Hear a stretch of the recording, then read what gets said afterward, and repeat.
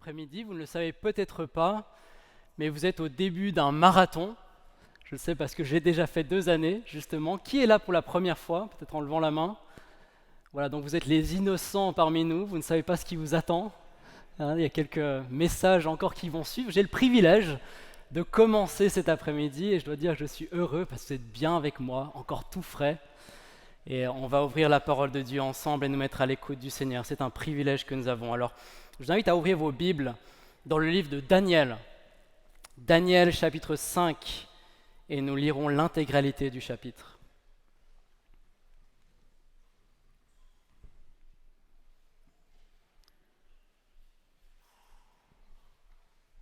Je vais encore prier. Père, nous te louons pour ce privilège que nous avons d'être là ensemble, de pouvoir nous arrêter dans notre journée, dans notre semaine, pour nous mettre à ton écoute. Et notre prière, Seigneur, c'est que les méditations de nos cœurs et les paroles de ma bouche te soient agréables. Dans le nom de Jésus. Amen. Le Dieu de l'histoire. Quand le titre de cette conférence m'a été donné, j'ai assez vite pensé à Daniel 5, car si la Bible tout entière révèle que Dieu est aux commandes de l'histoire, ce chapitre l'illustre de manière particulièrement belle. Il nous rappelle que si l'homme n'est que poussière, Dieu, lui, est immortel. Si notre vie est éphémère, Dieu, lui, est éternel. D'éternité en éternité, tu es Dieu. Et parce qu'il est le seul souverain, le roi des rois et le seigneur des seigneurs qui seul possède l'immortalité, Dieu n'est pas comme vous et moi un protagoniste de l'histoire. Dieu en est l'auteur. Il écrit l'histoire de notre monde. Et l'histoire de notre monde et de nos vies est l'histoire de Dieu. C'est ce que nous allons voir en Daniel 5. Et ma prière vraiment pour nous, c'est que nous puissions tous repartir subjugués, émerveillés par la gloire du Dieu de l'histoire. Alors lisons ensemble Daniel 5. Le roi Belchatsar donna un grand festin à ses grands au nombre de 1000, et il but du vin en présence de ces 1000. Belchatsar, après avoir goûté au vin, ordonna d'apporter les vases d'or et d'argent que son père Nebuchadnezzar avait enlevés du temple de Jérusalem, afin que le roi y boive, ainsi que ses femmes, ses concubines et ses grands. Alors on apporta les vases d'or qui avaient été enlevés du temple de la maison de Dieu à Jérusalem, et le roi, ses grands, ses femmes et ses concubines y burent. Ils burent du vin, et ils louèrent les dieux d'or, d'argent, de bronze et de fer, de bois et de pierre. À ce moment-là, apparurent les doigts d'une main d'homme, et ils écrivirent en face du chandelier sur le plâtre de la muraille du palais royal. Le roi vit cette extrémité de main qui écrivait. Alors le roi pâlit, et ses pensées l'épouvantèrent. Les jointures de ses reins se relâchèrent, et ses genoux s'entrechoquaient. Le roi cria avec force de faire venir les astrologues, les chaldéens et les devins. Et le roi prit la parole et dit aux sages de Babylone: Quiconque lira cette écriture et m'en donnera l'explication sera revêtu de pourpre, portera un collier d'or à son cou et aura la 3e place dans le gouvernement du royaume. Tous les sages du roi entrèrent, mais ils ne purent pas lire l'écriture ni en faire connaître l'explication au roi. Sur quoi le roi Belchatsar fut tout à fait épouvanté. Il pâlit et ses grands furent consternés. La reine, à cause des paroles du roi et de ses grands, entra dans la salle du festin et prit ainsi la parole. « Ô roi, vis à jamais, que tes pensées ne t'épouvantent pas. Tu n'as pas besoin de pâlir. Il y a dans ton royaume un homme ayant en lui l'esprit des dieux saints. Et du temps de ton père, on trouva chez lui des lumières, de l'intelligence et une sagesse semblable à la sagesse des dieux. Aussi le roi Nebuchadnezzar, ton père, l'établit chef des magiciens, des astrologues, des chaldéens, des devins. » C'était le roi, ton père. Parce qu'on avait trouvé chez lui, chez ce Daniel, nommé par le roi Belchatsar, un esprit supérieur de la science et de l'intelligence, la faculté d'expliquer les rêves, de déchiffrer les énigmes et de résoudre les questions difficiles. Que Daniel soit donc appelé. Il donnera l'explication. Alors Daniel fut introduit devant le roi. Le roi prit la parole et dit à Daniel, « Es-tu ce Daniel, l'un des déportés de Juda que le roi mon père a amené de Juda? J'ai appris sur ton compte que tu as en toi l'esprit des dieux et qu'on trouve chez toi des lumières, de l'intelligence et une sagesse extraordinaire. On vient d'amener devant moi les sages et les astrologues afin de lire cette écriture et de m'en faire connaître l'explication, mais ils n'ont pas pu donner l'explication des mots. J'ai appris que toi, tu peux donner explication et résoudre des questions difficiles. Maintenant, si tu peux lire cette écriture et m'en faire connaître l'explication, tu seras revêtu de pourpre, tu porteras un collier d'or à ton cou et tu auras la 3e place dans le gouvernement du royaume. » Alors Daniel répondit en présence du roi, « Garde tes dons pour toi et accorde à un autre tes présents. Je lirai néanmoins l'écriture au roi et je lui en ferai connaître l'explication. » Au roi, le Dieu très haut avait donné à Nebuchadnezzar, ton père, le royaume, la grandeur, l'honneur et la gloire. À cause de la grandeur qu'il lui avait donnée, tous les peuples, les nations, tous les peuples étaient dans la crainte et tremblaient devant lui. Le roi faisait mourir ceux qu'il voulait et il laissait la vie à ceux qu'il voulait. Il élevait ceux qu'il voulait et il abaissait ceux qu'il voulait. Mais lorsque son cœur s'éleva et que son esprit s'endurcit jusqu'à l'arrogance, il fut précipité de son trône royal et dépouillé de sa gloire. Il fut chassé du milieu des humains. Son cœur devint semblable à celui des bêtes, et sa demeure fut avec les ânes sauvages. On lui donna comme au bœuf de l'herbe à manger, et son corps fut trempé de la rosée du ciel, jusqu'à ce qu'il reconnaisse que le Dieu très haut domine sur toute royauté humaine, et qu'il y place celui qu'il veut. Et toi, Belchatsar, son fils, tu n'as pas humilié ton cœur, quoique tu aies connu tout ça. Mais tu t'es élevé contre le Seigneur des cieux. Tu as fait apporter devant toi les vases de sa maison, et vous y avez bu du vin, toi et tes grands, tes femmes et tes concubines. Tu as loué les dieux d'argent, d'or, de bronze et de fer, de bois et de pierre, qui ne voient pas, qui n'entendent pas et qui n'ont pas la connaissance. Et tu n'as pas glorifié le Dieu qui a dans sa main ton souffle et toutes tes voies. C'est pourquoi il a envoyé cette écriture de main qui a tracé cette écriture, cette extrémité de main qui a tracé cette écriture. Voici l'écriture qui a été tracée. Menez, menez, Tekel et Parsin. Et voici l'explication de ces mots. Menez. Dieu a compté ton règne et y a mis fin. Tekel, tu as été pesé dans la balance et tu as été trouvé léger. Parsin, ton royaume sera divisé et donné aux Mèdes et aux Perses.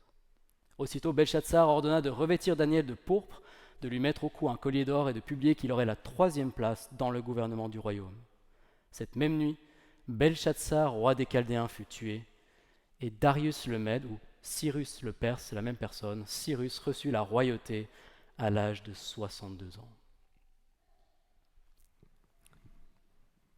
Maintenant, vous ne le savez peut-être pas, mais pendant des années et des années et des années, Daniel 5 était considéré par beaucoup comme l'exemple parfait de pourquoi vous ne pouvez pas faire confiance à la Bible, sur le plan historique. Pourquoi vous ne pouvez pas lui faire confiance pour donner un compte-rendu fiable de l'histoire du monde. Vous savez pourquoi ? Parce que personne n'avait jamais entendu parler d'un roi nommé Belchatsar. Nous n'avions aucune trace de lui. En fait, pire que ça, nous savions avec certitude qui était le roi de Babylone la nuit où les Perses l'ont prise. Et son nom était Nabonide, pas Belchatsar. Et donc, les historiens disaient « Ce Belchatsar n'existe pas, tout est inventé, on ne peut pas faire confiance à la Bible. » Seulement, en 1881, l'archéologue John Taylor a excavé ce qui est maintenant connu comme le cylindre de Nabonide. Il est aujourd'hui conservé au musée de Berlin. Il est écrit par Nabonide. Et il explique que dans les dernières années de son règne, il a déplacé sa résidence royale au loin, laissant comme régent de la couronne à Babylone son fils Belchatsar. Ce qui signifie que quand Cyrus le Perse est venu prendre Babylone par surprise, qui était le roi à Babylone cette nuit-là ? Belchatsar. Et tout ça est confirmé par notre texte. Avez-vous remarqué que Belchatsar ne cesse d'offrir aux gens la 3e place dans le royaume ? Pourquoi la 3e ? Mais parce que la 2e place, c'est la sienne. Après Nabonide, la 3e place est la meilleure place qu'il peut offrir. Voilà un rappel que la Bible est fiable. Dieu en est l'auteur. Dieu n'invente pas l'histoire, il l'écrit. Et si nous pouvons faire confiance à la Bible dans ce qu'elle nous dit concernant le cours de l'histoire et l'essor et le déclin des empires et des rois, nous pouvons certainement lui faire confiance dans ce qu'elle nous dit concernant son issue. Si la Bible est fiable lorsqu'elle décrit le fil de l'histoire, elle est certainement fiable lorsqu'elle en décrit la fin. Dieu écrit l'histoire de notre monde et un jour il y mettra le point final. Il viendra, nous dit la Bible, comme un voleur pendant la nuit, en un instant. Cette même nuit, le monde tel que nous le connaissons prendra fin. Car vous savez vous-même que le jour du Seigneur viendra comme un voleur dans la nuit, quand les hommes diront « paix et sécurité ». C'est alors que soudainement la ruine fondra sur eux. Tout comme la ruine a fondu sur Babylone. En une nuit, Babylone la grande, cette ville puissante qui semblait éternelle, Babylone est tombée. Et la Bible nous dit qu'il en sera de même pour l'histoire de notre monde. Celui-ci semble parfois éternel. Mais Dieu viendra y mettre un point final. Et ce jour, nous devrons tous paraître devant lui. Comment s'y préparer ? Que devons-nous faire en prévision de ce jour ? Nous devons entendre les mots adressés au roi Belshazzar la nuit où Babylone est tombée. Mené, Tekel et Parsin. Ces mots inscrits par le doigt de Dieu sur le mur du palais, bien qu'initialement adressés à Belshazzar, restent pertinents pour nous aujourd'hui. Alors voyons ce qu'ils signifient. Premièrement, mener, verset 26. Mener, et voici l'explication de ces mots. Dieu a compté ton règne et y a mis fin. Autrement dit, tes jours sont comptés. Tes jours sont comptés. Le chapitre s'ouvre sur le somptueux festin d'un roi présomptueux. Verset 1. Le roi Belshazzar donna un grand festin, assez grand, au nombre de 1000, et il but du vin en présence de ces 1000. Somptueux, ce festin devait l'être. Tous les grands du royaume sont là, chacun vêtu de ses plus beaux habits, et les tables dressées avec la plus belle argenterie. Les meilleurs vins de Babylone coulent à flot, et pour le plus grand plaisir des seigneurs, les plus jolies femmes sont non seulement présentes, mais là en abondance. Un auteur dit au sujet de Belshazzar, je cite, « Les bacchanales qu'il organisait pour assouvir ses appétits charnels étaient pires que des orgies. » Et ce qui devait arriver arriva, verset 2. Grisé par son vin, Belshazzar, nous est-il dit, après avoir goûté au vin, Belshazzar ordonna d'apporter les vases d'or et d'argent que son père Nebuchadnezzar avait enlevés du temple de Jérusalem, afin que le roi y boive. Et l'auteur s'assure que nous avons bien pris la mesure du sacrilège, en répétant verset 3, « Alors on apporta les vases d'or qui avaient été enlevés du temple de la maison de Dieu à Jérusalem.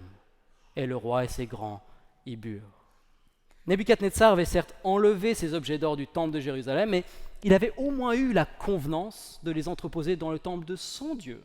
Et avec le temps, il avait même appris à révérer le Dieu d'Israël. Belshazzar est heureux de lui cracher au visage. Le roi et ses invités, verset 4, burent donc du vin et ils louèrent les dieux d'or, d'argent, de bronze et de fer, de bois et de pierre. Un somptueux festin d'un roi un peu trop présomptueux. Car ce qui n'est pas précisé ici, bien qu'on puisse le déduire, mais ce que l'histoire nous dit, c'est qu'une ombre planait sur Babylone. Une semaine auparavant, un général du nom de Cyrus le Perse avait vaincu les armées babyloniennes de façon décisive à moins de 50 km de Babylone. Ce qui signifie que la ville était maintenant complètement sans défense. L'ennemi était en marche, Babylone allait tomber. Ce n'était plus qu'une question de jours, d'heures même, puisque la nuit du festin, les armées médo-perses étaient en fait déjà au pied du mur, prêtes à entrer pour s'emparer de la ville. Difficile donc de savoir si ce festin est une expression d'arrogance de la part de Belshazzar, une manière de porter un toast à la mort, mangeons et buvons, car demain nous mourrons. Nous ne savons pas ce qui nous attend, alors profitons de la vie, mangeons et buvons. Est-ce de l'arrogance ou juste de l'insouciance de la part d'un roi un peu trop confiant dans la solidité de ses murs? Une manière de dire paix Et sécurité. Rien ne peut nous arriver ici, je vous dis, nous sommes immortels. Arrogance, insouciance, toujours est-il que le roi, coupe d'or à la main, les doigts comme serrés autour du Dieu d'Israël, lève la tête au ciel et dans une attitude de défi, boit son vin. De la sorte, il dit à tous ceux qui sont là que c'est lui qui tient Dieu dans sa main. Je suis le capitaine de mon âme, le maître de mon destin. Les temps sont dans ma main.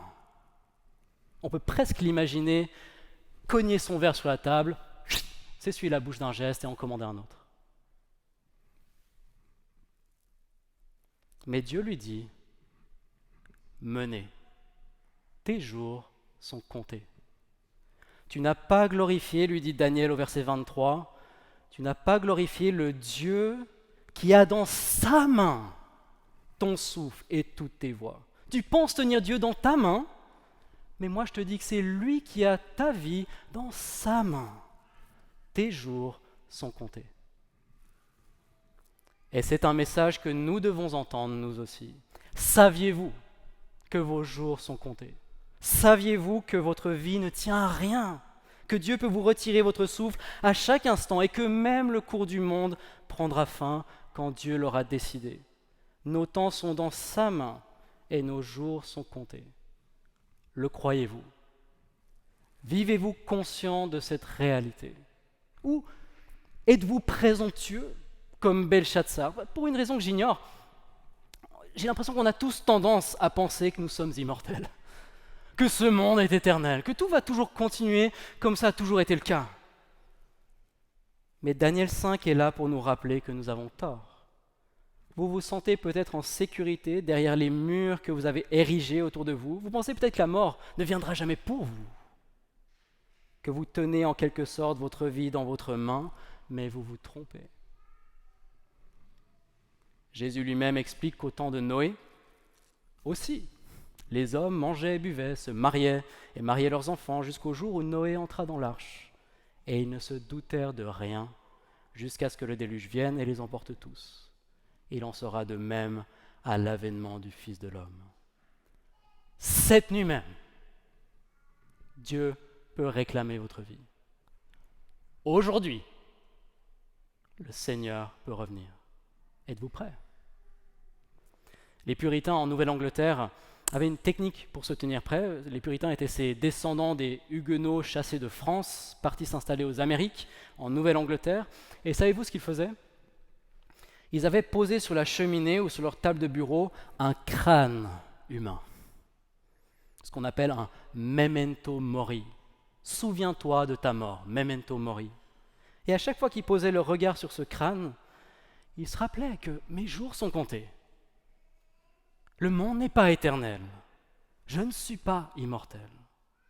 Alors, ça semble peut-être un peu morbide comme pratique, et je ne suggère pas qu'on doit faire exactement la même chose qu'eux, mais c'était leur façon de faire ce qu'il nous est commandé de faire, nous aussi dans la Bible, à savoir compter nos jours.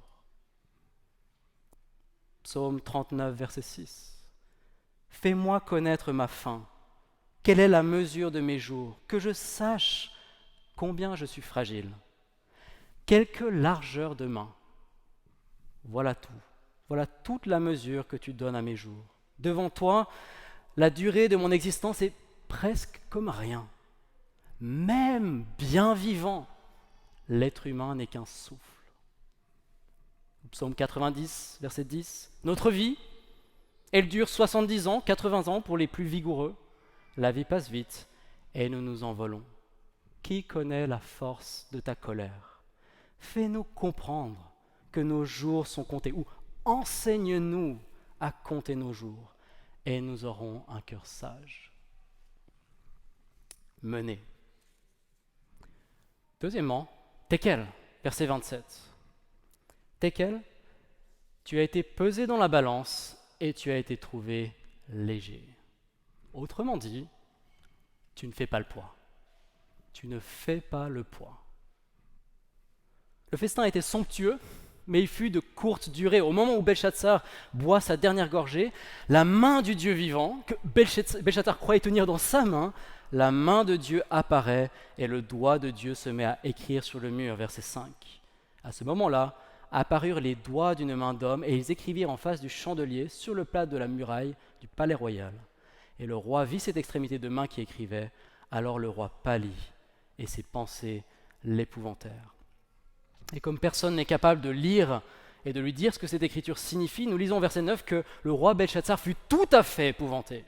Il pâlit et ses grands furent consternés. Et dans la suite du récit, l'auteur se sert des personnages de la mère puis du père de Belshazzar pour le tourner en ridicule et pour souligner que devant Dieu, l'arrogance des hommes est risible, grotesque même. D'abord entre la reine, verset 10. Puisque toutes les femmes de Belshazzar participent au festin, il semble que ce soit la reine-mère, sa maman, qui arrive et qui, en entendant les cris de panique poussés par le roi et ses seigneurs, entre dans la salle et prit ainsi la parole. Au verset 10, « Ô roi, vis à jamais, que tes pensées ne t'épouvantent pas. Tu n'as pas besoin de pâlir. » Mais elle se moque de lui ici. En réalité, elle se moque de son crâneur de fils, puisque un peu plus tôt, en ayant vu l'écriture sur le mur, au verset 6, il nous est dit que Belshazzar, le roi pâlit et ses pensées l'épouvantèrent et les jointures de ses reins se relâchèrent. Littéralement, les nœuds de ses reins se défirent, ce qui est une façon élégante de dire que le roi a perdu le contrôle de sa vessie. Le roi est si terrifié qu'il s'est fait dessus. Et quand la reine-mère arrive, voit son crâneur de fils et tous ses copains blancs comme des linges, avec une flaque par terre, elle dit « Ne t'inquiète pas, mon grand bébé. Ne t'inquiète pas. Il y a dans ce royaume un homme, Daniel, qui a, verset 12, regardez, un esprit supérieur de la science et de l'intelligence, la faculté d'expliquer les rêves, de déchiffrer les énigmes et de résoudre les questions difficiles, littéralement, de défaire les nœuds. Belshazzar avait les nœuds de ses reins qui s'étaient défaits. Daniel est capable de défaire les nœuds. Vous voyez la pique d'ironie? Elle est en train de lui... C'est comme si elle était en train de lui dire, tu crois tenir Dieu, tu n'arrives même pas à te retenir. Il est ridicule. Et puis il y a son père. 6 fois, l'auteur nous dit que Nebuchadnezzar est le père de Belshazzar. Vous voyez au verset 11 par exemple, ça insiste.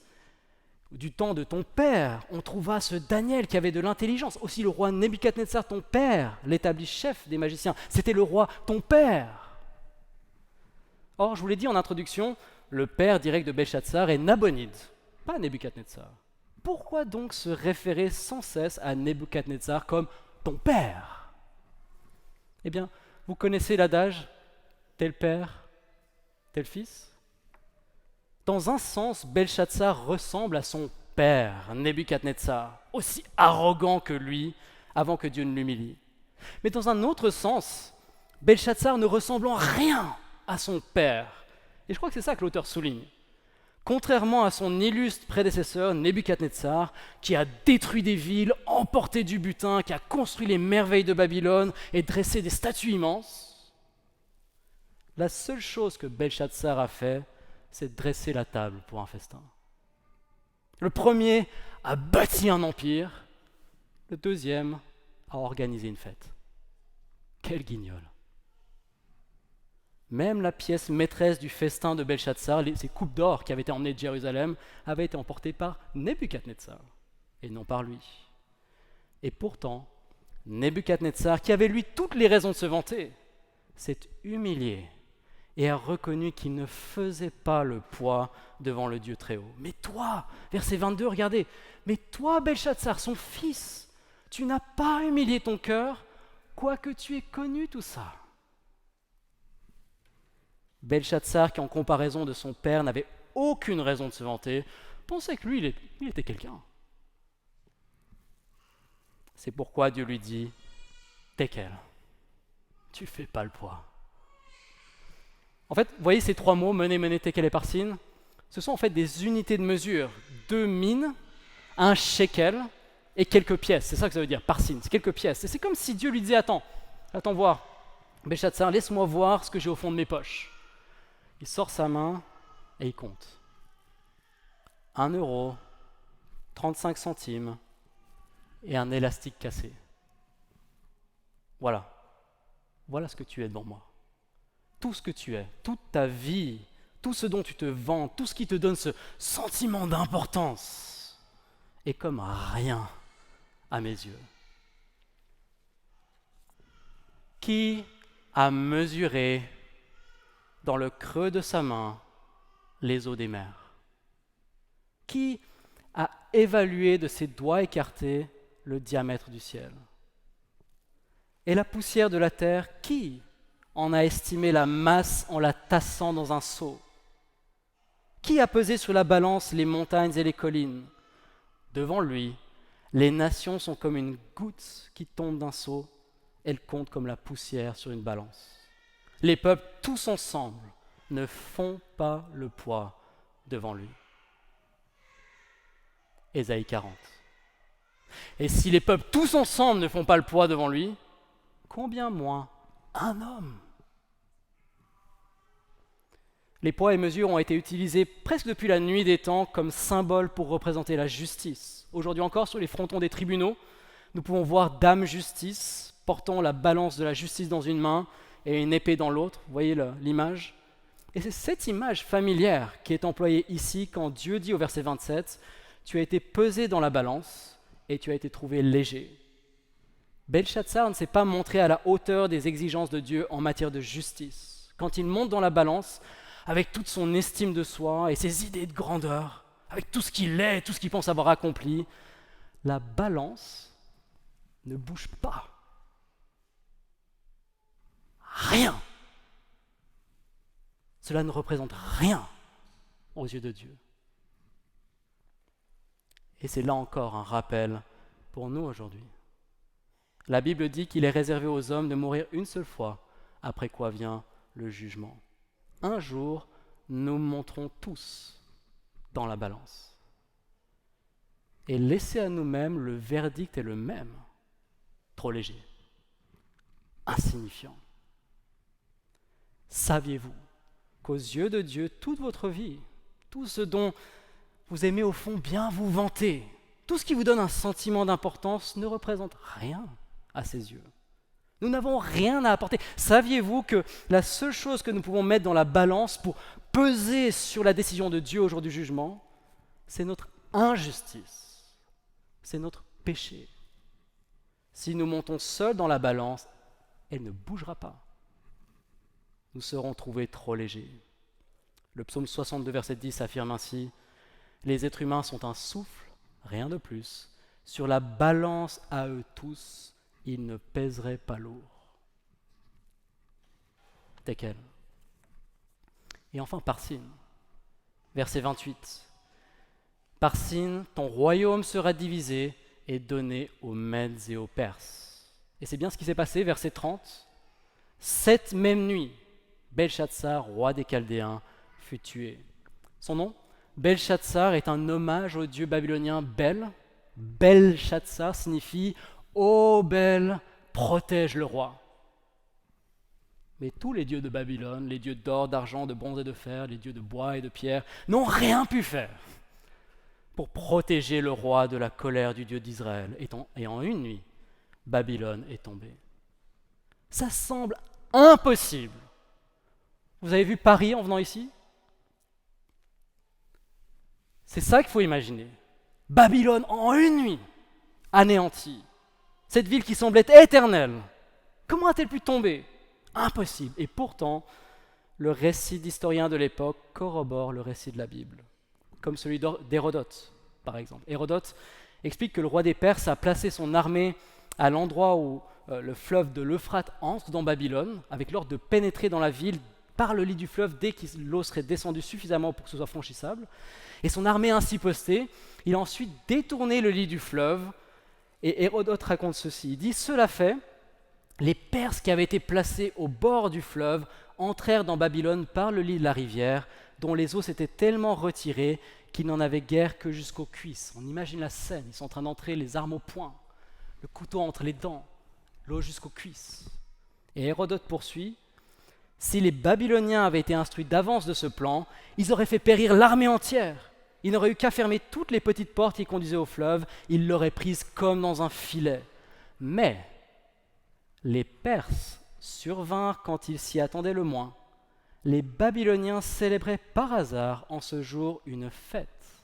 Ils ne s'occupaient alors que de danse et de plaisir, qu'ils continuèrent jusqu'au moment où ils apprirent le malheur qui venait d'arriver. » Et il conclut, « C'est ainsi que Babylone la Grande tomba pour la première fois. » Et ainsi, chapitre 6, verset 1, « Darius le Mède, ou Cyrus le Perse, c'est la même personne, reçut la royauté à l'âge de 62 ans. » Et ce n'est pas anodin que le chapitre se termine ainsi, car qui est Cyrus ? C'est celui qui, un an seulement après avoir reçu la royauté, a libéré le peuple de Dieu et renvoyé les captifs à la maison. Il y a donc bien eu une division dans le royaume. La même nuit, le jugement est tombé sur les ennemis de Dieu et le salut est venu pour le peuple de Dieu. Le royaume a été divisé, jugement, condamnation et mort pour les uns, salut, liberté et vie pour les autres. Il en sera de même au dernier jour. Et la division ne sera pas entre les bons et les méchants, entre les justes et les injustes, entre ceux qui pèsent dans la balance et ceux qui ne pèsent rien. Non, non, non. Comment le monde sera-t-il divisé ? Eh bien, voyez-vous, comme au verset 21, il est dit que le Dieu très haut domine sur toute royauté humaine et il y place qui il veut. Dieu met qui il veut sur le trône. Dans cette histoire, il a placé Cyrus sur le trône. Mais à mesure que l'histoire de la Bible progresse, il devient évident que Cyrus n'est qu'un type de celui qui doit venir. Que la personne que Dieu le Père a placée sur le trône de l'univers est son propre Fils, Jésus de Nazareth. Dans l'évangile de Luc, chapitre 11, alors que Jésus prêche la bonne nouvelle à tous, qu'il guérit les malades, qu'il chasse les démons, il dit quelque chose qui ne peut pas nous empêcher d'être surpris, nous qui sommes lecteurs de Daniel 5.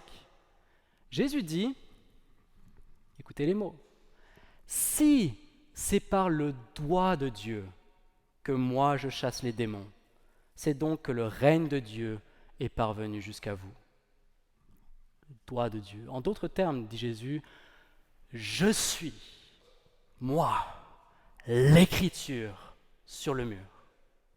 Sa vie, sa mort et sa résurrection sont le message de Dieu pour nous, écrit en grand sur les murs de l'histoire. Pas sur les murs du palais, mais sur les couloirs de l'histoire. Son nom est écrit en grand. Qu'allons-nous faire de lui ? Le message que Dieu nous adresse en Jésus est clair. L'apôtre Paul l'a annoncé aux philosophes d'Athènes comme le prophète Daniel l'avait annoncé au roi de Babylone en son temps. Dieu annonce maintenant à tous les hommes en tout lieu qu'ils aient à se repentir parce qu'il a fixé un jour où il va juger le monde selon la justice par un homme qu'il a désigné. Et il en a donné à tous la preuve en le ressuscitant d'entre les morts. Le message que Dieu nous adresse en Jésus est un message de jugement. Un jour, Jésus siégera sur le trône de l'univers, à l'agneau sur son trône. Il aura la balance à la main. Et qui pourra tenir en ce jour ? Personne. Personne ne fera le poids. Tous, nous méritons tous le jugement, la condamnation et la mort. Mais il y a aussi un message de salut pour ceux qui se repentent et qui croient, pour ceux qui plient le genou devant Jésus et qui le couronnent roi. Jésus a bu la coupe du vin de la colère de Dieu pour son peuple. Le soir de sa crucifixion, alors qu'il était en agonie, en pensant aux terribles souffrances qu'il attendait sur la croix où il a porté notre péché, Jésus a prié, « Père, si tu le veux, éloigne de moi cette coupe. Toutefois, que ce ne soit pas ma volonté, mais la tienne qui soit faite. » Et la volonté de Dieu était de nous sauver, parce qu'il est un Dieu d'amour, parce qu'il est un Dieu de grâce, parce qu'il est un Dieu de pardon. C'est ce que nous nous rappelons à chaque fois que nous prenons le repas du Seigneur, n'est-ce pas? En église, le dimanche, Jésus a bu la coupe du vin de sa colère et il l'a bu jusqu'à la dernière gorgée. Et s'il l'a fait, c'est pour nous offrir une place auprès de lui, à la table de son festin, pour boire avec lui dans le royaume de son Père. Et ce festin ne sera pas interrompu, comme celui de Belchatsar, mais ce sera un festin éternel, des délices éternelles à tes côtés. Croyez-vous cela? Avez-vous mis votre confiance en Jésus pour votre salut éternel? Si oui, j'aimerais conclure avec 3 applications pour votre vie chrétienne. Comment, compte tenu de ce qu'on vient de voir, comment devrions-nous vivre en chrétien dans ce monde? Eh bien, voyez l'exemple de Daniel. Daniel est dans ce chapitre la démonstration du verset en 1 Timothée 1,7 qui dit « Car ce n'est pas un esprit de timidité que Dieu nous a donné, mais un esprit de force, d'amour et de sagesse. » Sagesse, d'abord. Avez-vous remarqué comme Belchatsar ne cesse d'offrir richesse et honneur à celui qui pourra lire et déchiffrer l'écriture sur le mur? Il n'arrête pas de dire à quiconque lira cette écriture, je donnerai un manteau de pourpre, il portera un collier d'or à son cou et il aura la 3e place dans le gouvernement du royaume. Comme c'est tentant. Voilà une offre bien alléchante. Et pourtant, arrivé à la fin de l'histoire, ces grandes promesses ne vous donnent-elles pas envie de sourire? Ces grandes promesses ne vous semblent-elles pas vaines? Quel est l'intérêt, dites-moi, d'avoir la 3e place dans un royaume en ruine qui aura disparu à la première lueur du jour? C'est pourquoi, avec beaucoup de sagesse, Daniel répond, verset 17, « Garde tes dons pour toi et accorde à un autre tes présents. » Le monde nous fait de grandes promesses alléchantes de richesse, de réussite et d'honneur. Et il est si facile de se laisser tenter. Mais voyez-vous comme c'est stupide de se laisser séduire, comme ça devrait nous faire sourire même en réalité. On regarde l'éternité. Rechercher la richesse, la réussite et les honneurs dans cette vie est aussi stupide que de réclamer la 3e place dans le royaume de Babylone qui va disparaître aux premières lueurs du jour.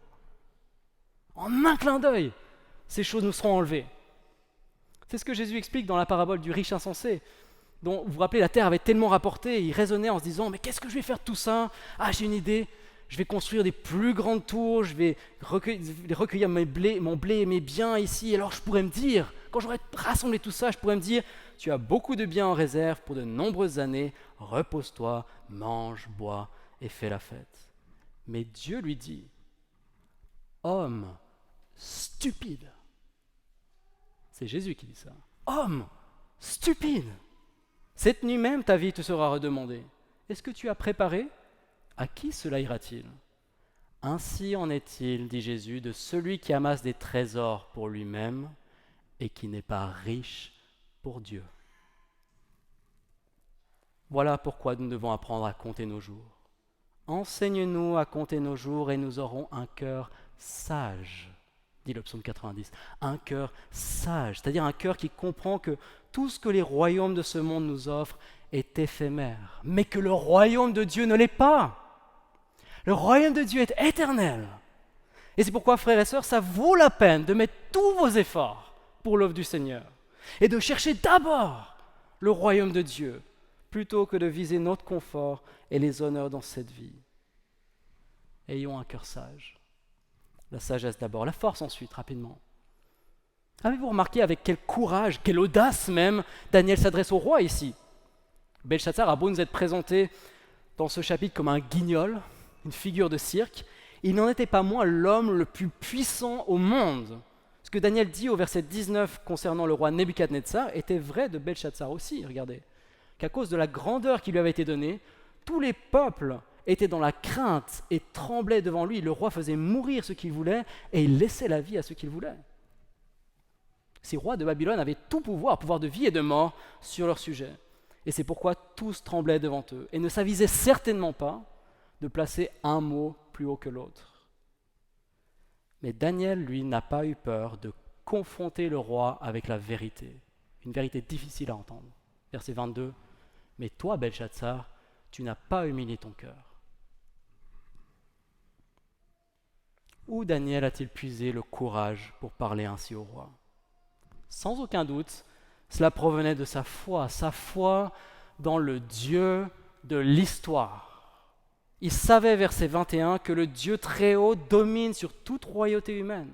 Et verset 23, il savait que ce Dieu souverain tenait sa vie dans sa main. Si vous croyez cela, pourquoi auriez-vous peur de quoi que ce soit? Pourquoi auriez-vous peur de qui que ce soit? Le Dieu éternel vous tient dans sa main. Et personne, rien ni personne ne peut vous en arracher. Saviez-vous cela? Saviez-vous que rien ne peut vous arriver à moins que votre Père céleste ne le permette? Même les cheveux de votre tête sont tous comptés. Et il ne peut pas en tomber un seul à terre sans sa volonté. C'est pourquoi, dit Jésus, ne craignez pas ceux qui tuent le corps, mais qui ensuite peuvent rien faire de plus.